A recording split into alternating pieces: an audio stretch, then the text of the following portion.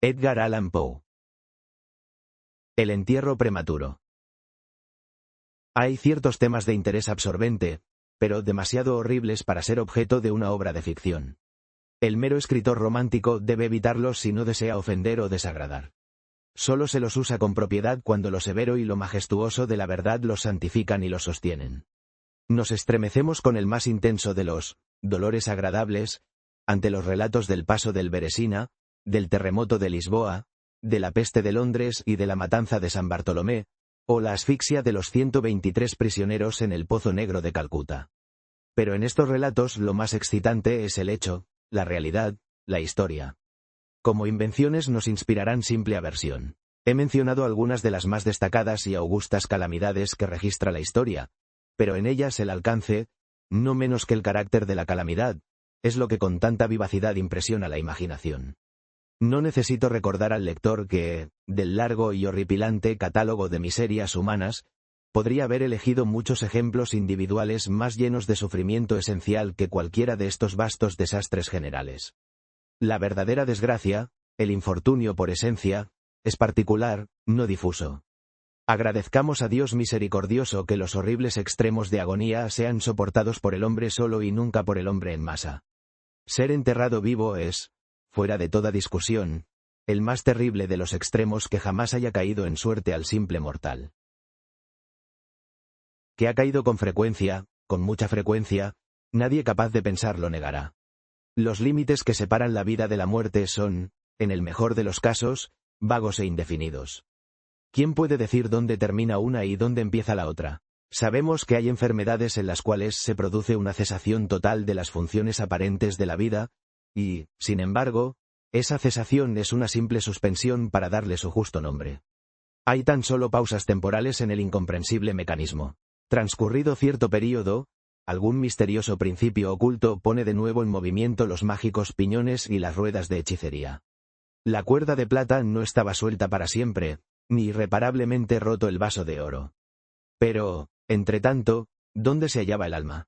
Sin embargo, fuera de la inevitable conclusión a priori de que tales causas deben producir tales efectos, de que los bien conocidos casos de vida en suspenso deben provocar naturalmente, una y otra vez, prematuros entierros, fuera de esta consideración tenemos el testimonio directo de la experiencia médica y vulgar para probar que realmente un gran número de estas inhumaciones se lleva a cabo.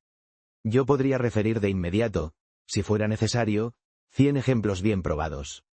Uno de características muy notables, y cuyas circunstancias quizás se conserven frescas todavía en la memoria de algunos de mis lectores, aconteció no hace mucho en la vecina ciudad de Baltimore, donde provocó una penosa, intensa y dilatada conmoción. La mujer de uno de los más respetables ciudadanos, abogado eminente y miembro del Consejo, fue atacada por una súbita e inexplicable enfermedad que burló el ingenio de sus médicos. Después de mucho padecer murió, o se supone que murió. Nadie sospechó, a decir verdad, ni había razón para sospechar, que no estaba realmente muerta. Presentaba todas las apariencias comunes de la muerte. El rostro tenía el habitual contorno contraído, sumido. Los labios mostraban la habitual palidez marmórea. Los ojos carecían de brillo.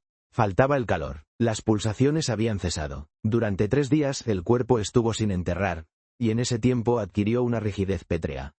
El funeral, en suma, fue apresurado a causa del rápido avance de lo que se supuso era descomposición. La señora fue depositada en la bóveda familiar, que permaneció cerrada durante los 3 años siguientes. Al expirar este plazo fue abierta para la recepción de un sarcófago, mas, qué espantoso choque aguardaba al marido cuando abrió en persona la puerta.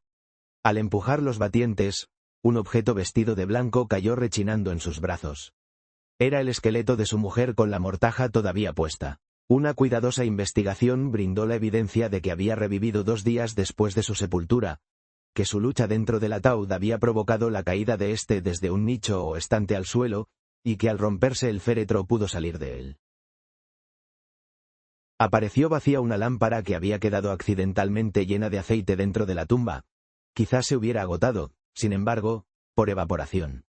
En el peldaño superior de la escalera que descendía a la espantosa cámara había un gran fragmento del ataúd, con el cual, según las apariencias, la mujer había intentado llamar la atención golpeando la puerta de hierro.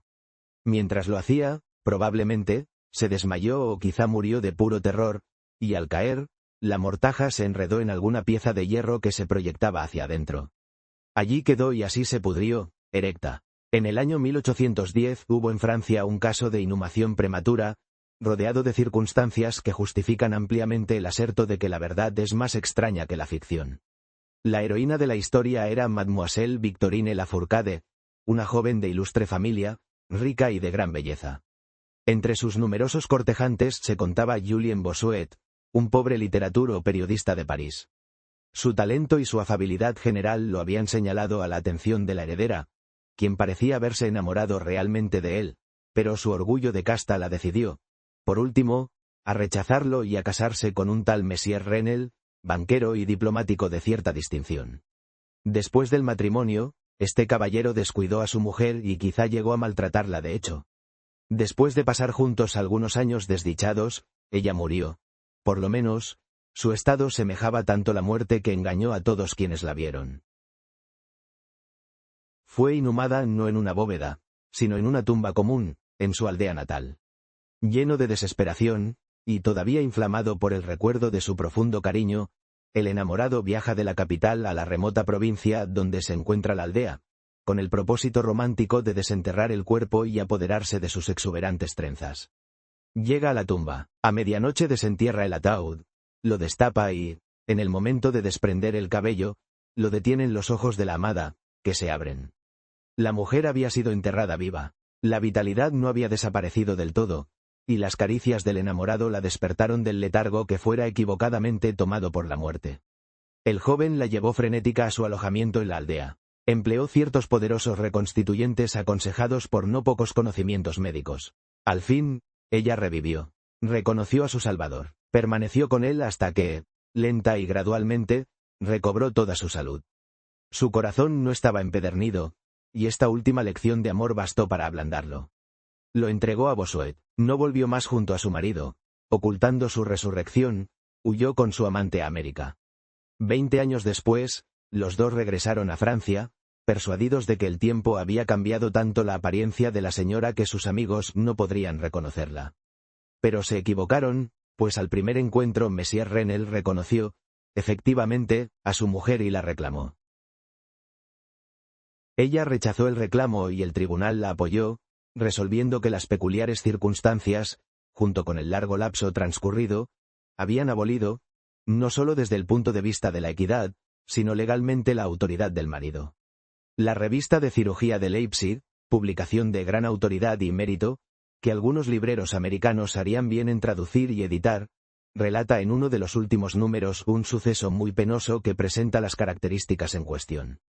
Un oficial de artillería, hombre de gigantesca estatura y robusta salud, fue derribado por un caballo indomable, recibiendo una contusión muy fuerte en la cabeza que enseguida le hizo perder el sentido.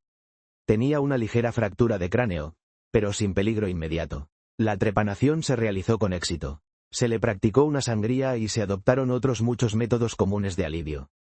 Pero cayó gradualmente en un sopor cada vez más grave y, por último, se le dio por muerto. Hacía calor y lo enterraron con prisa indecorosa en uno de los cementerios públicos. Sus funerales se realizaron un día jueves. El domingo siguiente frecuentaban el cementerio, como de costumbre, numerosos visitantes cuando, alrededor de mediodía, se produjo un gran revuelo provocado por las palabras de un campesino que, habiéndose sentado en la tumba del oficial, sintió claramente una conmoción en la tierra, como si alguien estuviera luchando debajo. Al principio nadie prestó atención a las palabras del hombre, pero su evidente terror y la terca insistencia con que repetía su historia tuvieron, al fin, efectos naturales sobre la multitud. Algunos consiguieron de inmediato unas palas, y la tumba, vergonzosamente superficial, estuvo en pocos minutos tan abierta que dejó ver la cabeza de su ocupante. Daba la impresión de estar muerto, pero aparecía casi sentado dentro del ataúd, cuya tapa, en una furiosa lucha, se había levantado parcialmente. Fue llevado enseguida al hospital más cercano, donde se le declaró vivo, aunque en estado de asfixia. Después de algunas horas reaccionó, reconoció a sus amigos y, con frases entrecortadas, habló de sus angustias en el sepulcro. A través de su relato resultó claro que la víctima debía haber conservado conciencia de la vida durante más de 1 hora después de la inhumación, hasta perder el sentido. La fosa había sido llenada descuidadamente con una tierra muy porosa, sin apisonar, y así le llegó algo de aire. Oyó los pasos de la multitud sobre su cabeza y trató a su vez de hacerse oír. El tumulto en el interior de la tierra, dijo, fue lo que pareció despertarlo de un profundo sueño, pero apenas despierto comprendió el espantoso horror de su estado. Este paciente, según se dice, iba mejorando y parecía encaminado hacia un restablecimiento definitivo, cuando sucumbió víctima del charlatanismo de la experimentación médica. Se le aplicó la batería galvánica y expiró de pronto en uno de esos paroxismos estáticos que en ocasiones produce. La mención de la batería galvánica, sin embargo, me trae a la memoria un caso bien conocido y muy extraordinario, donde su acción brindó la manera de volver a la vida a un joven abogado de Londres que estuvo enterrado durante 2 días. Esto ocurrió en 1831, y en el momento causó profunda sensación en todas partes donde fue tema de conversación. El paciente, Mr. Edward Stapleton, había muerto aparentemente de fiebre tifus, acompañada de algunos síntomas anómalos que excitaron la curiosidad de sus médicos. Después de su aparente deceso, se solicitó a los amigos una autorización para un examen post-mortem, pero estos se negaron a permitirlo. Como sucede con frecuencia ante tales negativas, los médicos resolvieron desenterrar el cuerpo y disecarlo a gusto, en privado. Se hicieron fáciles arreglos con algunos de los numerosos ladrones de cadáveres que abundan en Londres, y la tercera noche después de la inhumación el supuesto cadáver fue desenterrado de una tumba de 8 pies de profundidad y depositado en la sala operatoria de un hospital privado. Al practicarse una incisión de cierta longitud en el abdomen, el aspecto fresco e incorrupto del sujeto sugirió la conveniencia de aplicar la batería. Se hicieron sucesivos experimentos con los efectos acostumbrados, sin nada peculiar en ningún sentido, salvo, en 1 o 2 ocasiones, una apariencia de vida mayor que la ordinaria en la acción convulsiva. Era tarde, estaba por amanecer y se juzgó oportuno, al fin, proceder de inmediato a la disección. Pero uno de los estudiantes tenía especiales deseos de probar una teoría propia e insistió en la aplicación de la batería a uno de los músculos pectorales. Después de practicar una tosca incisión, se estableció apresuradamente un contacto. Entonces el paciente, con un movimiento rápido pero nada convulsivo, se levantó de la mesa, caminó hasta el centro del recinto, miró extrañado a su alrededor unos instantes y entonces habló. Lo que dijo fue ininteligible, pero pronunció unas palabras. El silabeo era claro. Después de hablar, cayó pesadamente al suelo. Por un momento todos quedaron paralizados de espanto, pero la urgencia del caso pronto les devolvió la presencia de ánimo. Se vio que Mr. Stapleton estaba vivo, aunque en síncope. Después de administrarle éter revivió y recobró rápidamente la salud, retornando a la sociedad de sus amigos, a quienes se ocultó, sin embargo, toda noticia de su resurrección hasta que ya no hubo peligro de una recaída. Es de imaginar la maravilla de Aquellos y su arrobado asombrado. La nota más espeluznante de este incidente se encuentra, sin embargo, en lo que afirma el mismo Mr. Stapleton. Declara que en ningún momento perdió todo el sentido, que de un modo oscuro y confuso percibía lo que le estaba ocurriendo desde el momento en que fuera declarado muerto por los médicos hasta aquel en que cayó desmayado sobre el piso del hospital. «Estoy vivo», fueron las palabras incomprensibles que, después de reconocer la sala de disección, había intentado en su apuro proferir. Sería cosa fácil multiplicar historias como estas, pero me abstengo porque, en realidad, no nos hacen falta para sentar el hecho de que se producen entierros prematuros. Al reflexionar en las muy raras veces en que, por la naturaleza del caso, tenemos la posibilidad de conocerlos, debemos de admitir que han de ocurrir frecuentemente sin que lo sepamos. En realidad, rara vez se ha removido con cierta extensión un cementerio, por cualquier motivo, sin que aparecieran esqueletos en posturas que insinúan la más horrible de las sospechas. Horrible, sí, la sospecha, pero más horrible el destino. Puede asegurarse sin vacilación que ningún suceso se presta tan terriblemente como la inhumación antes de la muerte para llevar al colmo de la angustia física y mental. La intolerable opresión de los pulmones, las sofocantes emanaciones de la tierra húmeda, las vestiduras fúnebres que se adhiere, el rígido abrazo de la morada estrecha, la negrura de la noche absoluta, el silencio como un mar abrumador, la invisible pero palpable presencia del vencedor gusano. Estas cosas, junto con los recuerdos del aire y la hierba que crecen arriba, la memoria de los amigos queridos que volarán a salvarnos si se enteraran de nuestro destino, y la conciencia de que nunca podrán enterarse de él, de que nuestra suerte desesperanzada es la de los muertos de verdad. Estas consideraciones, digo, llevan al corazón aún palpitante a un grado de espantoso e intolerable horror, ante el cual la imaginación más audaz retrocede. No conocemos nada tan angustioso en la tierra, no podemos pensar en nada tan horrible en los dominios del más profundo infierno. Y por eso todos los relatos sobre este tópico tienen un interés profundo, interés que, sin embargo, en el sagrado espanto del tópico mismo, depende justa y específicamente de nuestra creencia en la verdad del asunto narrado. Lo que voy a contar ahora es mi propio conocimiento real, mi experiencia efectiva y personal. Durante varios años sufrí accesos de este singular trastorno que los médicos se han puesto de acuerdo en llamar catalepsia, a falta de un nombre más definitivo. Aunque tanto las causas inmediatas como las predisposiciones y aún el diagnóstico real de esta enfermedad siguen siendo misteriosos, su carácter evidente y manifiesto es de sobra conocido.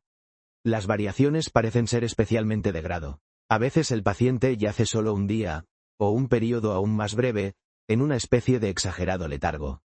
Está privado de conocimiento y aparentemente inmóvil, pero las pulsaciones del corazón aún se perciben débilmente.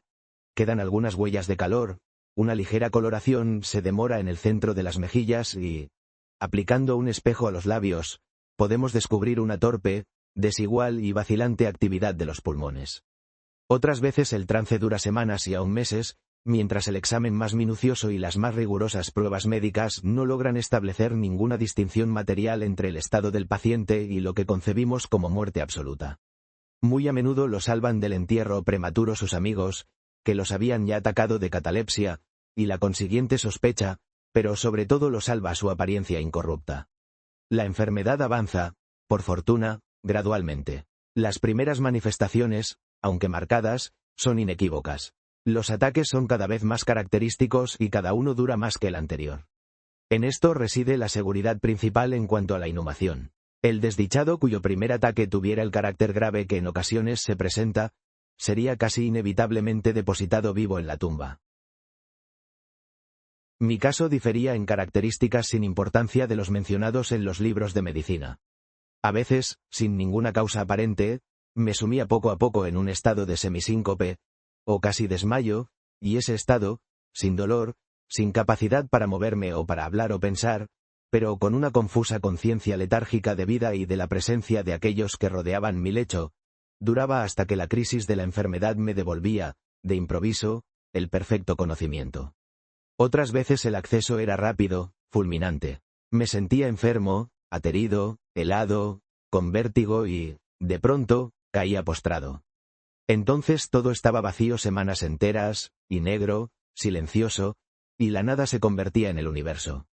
La total aniquilación no podía ser mayor. De estos últimos ataques despertó, sin embargo, en una lenta gradación comparada con la instantaneidad del acceso. Así como amanece el día para el mendigo sin casa y sin amigos, para el que rueda por las calles en la larga y desolada noche de invierno, así, tan tardía, tan cansada, tan alegre volvía a mí la luz del alma. Pero, fuera de la tendencia al síncope, mi salud general parecía buena, y no hubiera advertido que sufría tal enfermedad a menos que una peculiaridad de mi sueño pudiera considerarse como provocada por ella. Al despertarme, nunca podía recobrar de inmediato la posesión de mis sentidos y permanecía siempre durante algunos minutos en un estado de extravío y perplejidad, pues las facultades mentales en general y la memoria en especial se hallaban en absoluta suspensión. En todos mis padecimientos no había sufrimiento físico, sino una infinita angustia moral. Mi imaginación se tornó macabra. Hablaba de gusanos, de tumbas, de epitafios. Me perdía en sueños de muerte, y la idea del entierro prematuro poseía permanentemente mi espíritu. El horrible peligro al cual estaba expuesto me obsesionaba día y noche. Durante el primero, la tortura de la meditación era excesiva, durante la segunda, era suprema. Cuando las torvas tinieblas se extendían sobre la tierra, entonces, presa de los más horrendos pensamientos, temblaba como los trémulos penachos de la carroza fúnebre. Cuando mi naturaleza ya no podía soportar la vigilia, luchaba antes de consentir en dormirme, pues me estremecía pensando que, al despertar, podía encontrarme metido en una tumba. Y cuando, al fin, me hundía en el sueño, era solo para precipitarme de pronto en un mundo de fantasmas sobre el cual se cernía con sus vastas, negras alas tenebrosas, la sepulcral idea. De las innumerables imágenes lúgubres que me oprimían en sueños elijo para mi relato una visión solitaria. Soñé que había caído en un trance cataléptico de duración y profundidad mayores que las habituales. De pronto una mano helada se posó en mi frente y una voz impaciente, farfullante, susurró en mi oído. «Levántate». Me senté. La oscuridad era total. No podía ver la figura del que me había despertado. No podía traer a la memoria ni el período durante el cual había caído en trance, ni el lugar donde yacía ahora. Mientras permanecía inmóvil, intentando reunir mis pensamientos, la fría mano me aferró con fuerza de la muñeca, sacudiéndose con petulancia, mientras la voz farfullante decía de nuevo: «Levántate». ¿No te ordené que te levantaras? ¿Y tú? Pregunté. ¿Quién eres? No tengo nombre en las regiones donde habito, replicó la voz, plañidera. Fui un hombre y soy un demonio. Soy implacable, pero digno de lástima. Tú has de sentir que me estremezco. Me rechinan los dientes mientras hablo y, sin embargo, no es por el frío de la noche. Pero este horror es insoportable. ¿Cómo puedes dormir tranquilo? No me dejan descansar los gritos de esas grandes agonías. Estos espectáculos son más de lo que puedo soportar. Levántate, ven conmigo a la noche exterior y deja que te muestre las tumbas. ¿No es este un espectáculo de dolor? Contempla, miré, y la figura invisible que seguía aferrándome la muñeca hizo abrir las tumbas de toda la humanidad, y de cada una salían las débiles irradiaciones fosfóricas de la putrefacción, de modo que pude ver en sus más recónditos escondrijos, y el espectáculo de los cuerpos amortajados en su triste y solemne sueño con el gusano. Pero, ¡ay!, los verdaderos durmientes eran menos, entre muchos millones, que aquellos que no dormían, y había una débil lucha, y había un triste desasosiego general, y de las profundidades de los inúmeros pozos salía el melancólico frotar de las vestiduras de los enterrados. Y entre aquellos que parecían reposar tranquilos vi gran número que había cambiado, en mayor o menor grado, la rígida e incómoda posición en que habían sido originariamente sepultados. Y la voz me dijo de nuevo, mientras yo miraba: ¿no es, acaso, un lastimoso espectáculo? Pero antes de que hallara palabras para replicarle, la figura dejó de aferrarse la muñeca, las luces fosforescentes se extinguieron y las tumbas se cerraron con súbita violencia, mientras de ellas brotaba un tumulto de gritos desesperados que repetían: ¿no es acaso, oh Dios, no es acaso un espectáculo lastimoso? Fantasías como estas se presentaban por la noche y extendían su terrorífica influencia aún a mis horas de vigilia. Mis nervios se trastornan y fui presa de perpetuo horror. Vacilaba en cabalgar, en caminar o practicar cualquier ejercicio que me apartara de casa.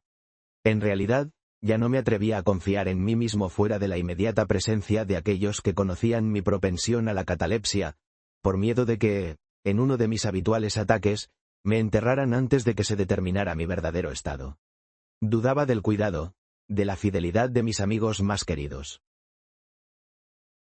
Me asustaba pensar que, en un trance más largo de lo acostumbrado, se convencieron de que no tenía remedio. Llegaba a temer que, como les causaba muchas molestias, quizá se alegraran de considerar cualquier ataque muy prolongado como excusa suficiente para librarse de mí definitivamente. En vano trataban de tranquilizarme con las más solemnes promesas. Les exigía, por los juramentos más sagrados, que en ninguna circunstancia me enterraran hasta que la descomposición material estuviera tan avanzada que impidiese toda conservación. Y aun entonces mis terrores mortales no atendían a ninguna razón, no aceptaba consuelo. Comencé una serie de laboriosas precauciones. Entre otras cosas mandé rehacer de tal manera la bóveda familiar, que era posible abrirla fácilmente desde el interior. La más ligera presión de una larga palanca que se extendía dentro de la cripta bastaba para abrir rápidamente los portales de hierro. También estaba prevista la libre admisión de aire y luz, y adecuados receptáculos para alimentos y agua, al alcance del ataúd preparado para recibirme. Este ataúd estaba forrado con un material cálido y suave y provisto de una tapa elaborada según el principio de la puerta de la bóveda, con el añadido de resortes ideados de tal modo que el más débil movimiento del cuerpo hubiera sido suficiente para soltarla. Además de todo esto, del techo de la tumba colgaba una gran campana cuya soga, estaba previsto, entraría por un agujero en el ataúd, siendo atada a una de las manos del cadáver. Mas, ay, ¿de qué sirve la vigilancia contra el destino del hombre? Ni siquiera estas bien urdidas seguridades bastaban para librar de las más extremadas angustias de la inhumación en vida a un infeliz destinado a ellas. Llegó una época, como ya había ocurrido a menudo, en que me encontré a mí mismo emergiendo de una total inconsciencia a la primera sensación débil e indefinida de existencia. Lentamente, con gradación de tortuga, se acercaba el alba gris, pálido, del día psíquico. Un desasosiego aletargado, una sensación apática de dolor sordo. Ninguna preocupación, ninguna esperanza, ningún esfuerzo. Después de un largo intervalo, un retintín en los oídos. Luego, tras un lapso aún más largo, una sensación de hormigueo o comezón en las extremidades. Luego, un período aparentemente eterno de placentera quietud, durante el cual las sensaciones que despiertan luchan por convertirse en pensamientos. Luego, otra breve zambullida en la nada. Luego, un súbito restablecimiento. Al fin, el ligero estremecerse de un párpado, e inmediatamente después, un choque eléctrico de terror, mortal e indefinido, que envía la sangre a torrentes de las sienes al corazón. Y entonces el primer esfuerzo positivo por pensar. Y entonces el primer intento de recordar. Y entonces un éxito parcial y evanescente. Y entonces la memoria ha recobrado tanto su dominio, que en cierta medida tengo conciencia de mi estado. Siento que no estoy despertando de un sueño ordinario. Recuerdo que he padecido de catalepsia. Y entonces, por fin, como si fuera la embestida de un océano, abruma mi alma estremecida el único peligro horrendo, la única idea espectral, siempre dominante. Durante unos minutos, ya poseído por esta fantasía, permanecí inmóvil. ¿Y por qué? No podía reunir valor para moverme. No me atrevía a hacer el esfuerzo que había de tranquilizarme sobre mi destino, y, sin embargo, algo en el corazón me susurraba que era seguro. La desesperación, tal como ninguna otra desdicha produce. Solo la desesperación me apremió, después de una larga duda, a levantar los pesados párpados. Los levanté. Estaba oscuro, todo oscuro. Supe que el ataque había terminado. Supe que la crisis de mi trastorno había pasado ya. Supe que había recobrado el uso de mis facultades visuales, y, sin embargo, estaba oscuro, todo oscuro, con la intensa y total capacidad de la noche que dura para siempre. Intenté gritar, y mis labios y mi lengua reseca se movieron convulsivos, pero ninguna voz brotó de los cavernosos pulmones que, oprimidos como por el peso de una montaña, jadeaba y palpitaban con el corazón en cada inspiración laboriosa y difícil. El movimiento de las mandíbulas en el esfuerzo por gritar me mostró que estaban atadas, como se hace habitualmente con los muertos. Sentí también que yacía sobre una sustancia áspera y que algo similar, a los costados, me estrechaba. Hasta ese momento no me había atrevido a mover ninguno de los miembros, pero entonces levanté violentamente los brazos que estaban estirados, con las muñecas cruzadas. Golpearon una sustancia sólida, leñosa, que se extendía sobre mi cuerpo a no más de 6 pulgadas de mi cara. Ya no pude dudar de que reposaba al fin dentro de un ataúd. Y entonces, en medio de mi infinita desgracia, vino dulcemente la esperanza, como un querubín, pues pensé en mis precauciones. Me retorcí y ejecuté espasmódicos conatos para forzar la tapa, no se movía. Me palpé las muñecas en busca de la soga, no la encontré. Y así la consoladora huyó para siempre y una desesperación aún más vehemente reinó triunfal, pues no podía menos de advertir la ausencia de las almohadillas que había preparado tan cuidadosamente, y entonces llegó de improviso a mis narices el fuerte y peculiar olor de la tierra húmeda. La conclusión era irresistible, no estaba en la bóveda. Había caído en trance fuera de mi casa, entre extraños, dónde y cómo no podía recordarlo, y ellos me habían enterrado como a un perro, metido en un ataúd común claveteado, y arrojado a lo profundo, en lo profundo y para siempre, de alguna tumba ordinaria, anónima. Cuando esta horrible convicción se abrió paso en las más íntimas estancias de mi alma, luché una vez más por gritar. Y este segundo intento tuvo éxito. Un largo, salvaje grito continuo, un alarido de agonía resonó en los ámbitos de la noche subterránea.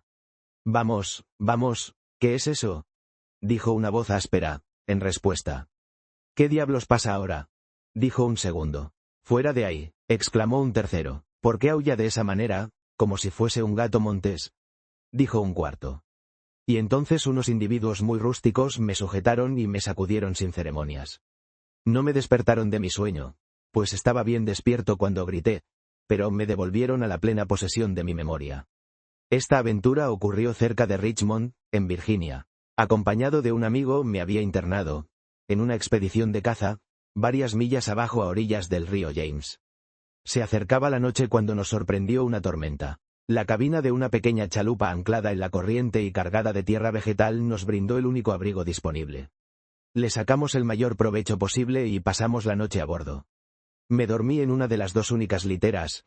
No hace falta describir las literas de una chalupa de 60 o 70 toneladas.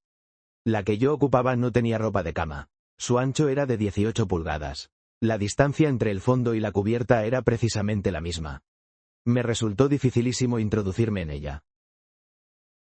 Sin embargo, dormí profundamente y toda mi visión, pues no era sueño ni pesadilla, surgió naturalmente de las circunstancias de mi posición, del giro habitual de mis pensamientos y de la dificultad, a la cual he aludido, de concentrar mis sentidos y especialmente de recobrar la memoria durante largo tiempo después de despertar de un sueño.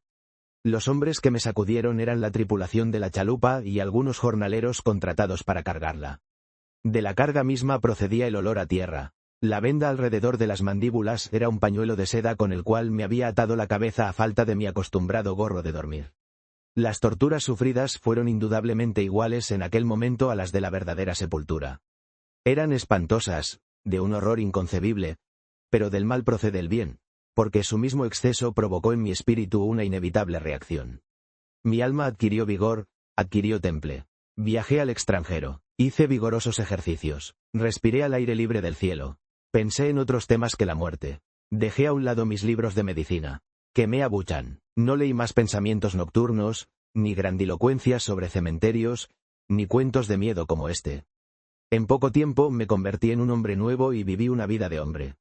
Desde aquella noche memorable descarté para siempre mis aprensiones sepulcrales, y con ellas se desvanecieron los trastornos catalépticos, de los cuales fueran, quizá, menos consecuencia que causa.